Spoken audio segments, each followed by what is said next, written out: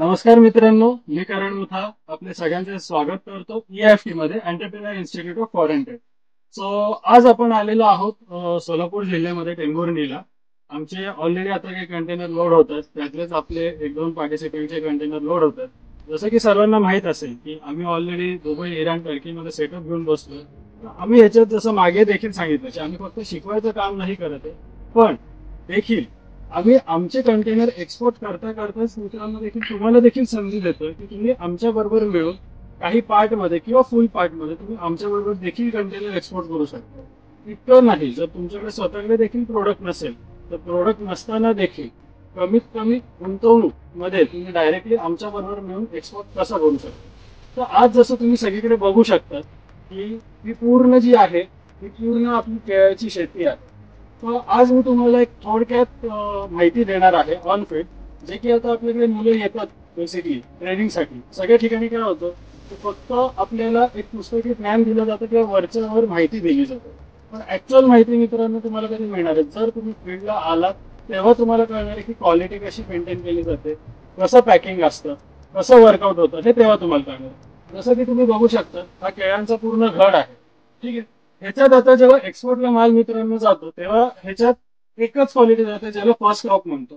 त्याच्या अवतीभवती जे काय तुम्हाला दिसतंय, जरा तुम्ही इथे जर बघितलं, हा जो आहे ह्याला सेकंड क्रॉप म्हणतात खोडवा, आणि ह्याच्यानंतर जो तिसरा येतो त्याला तोडवा म्हणतात. पण एक्सपोर्टला जाताना शक्यतो सगळं फर्स्ट क्रॉपच लागतो.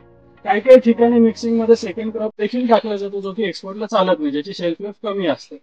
आता हा तोडताना कसं आहे, एक स्टँडर्ड साईज मेंटेन केली जाते जो असतो 4, 5 आणि 6 हँड. काही काही लोक मिक्सिंग करून जास्त हँड देखील भरतात. मग ते ओळखायचे कसं, त्याच्यात क्लस्टर पॅकिंगचं काय महत्व, बॉक्स किती वजनाचा पाहिजे, किती टेम्परेचर मेंटेन केलं पाहिजे, हे सविस्तर माहिती तुम्हाला मित्रांनो पाहिजे. याच्यात जर थोडी जरी गडबड झाली तरी तुम्हाला मोठा फटका देखील बसू शकतो. आता काही काही ठिकाणी जसं आता तुम्ही बघता आजचा रेट जो आम्ही बॉक्सचा भरलेला आहे हा 500 रुपयाच्या आसपास आहे.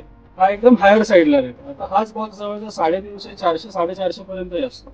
आपण काय विचार करतो, कमी स्वस्तातला बॉक्स भरू, कोणी सप्लायर आपल्याला कमी रेट देते त्याच्याकडनं भरू. प्रॉब्लेम मित्रांनो तिथे काय होतं की तिथे मिक्सिंगचा माल येतो. तर त्यासाठी तुम्ही स्वतः फील्डवर जाऊन हे सगळी माहिती घेणं गरजेचं असतं, जे आमच्या मार्फत तुम्हाला प्रशिक्षण मध्ये देण्यात येईल.